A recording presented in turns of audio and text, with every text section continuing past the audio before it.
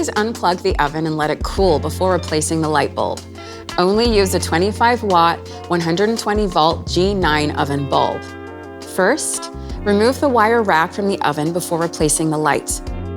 You'll notice the light is positioned on the left-hand side of the oven cavity.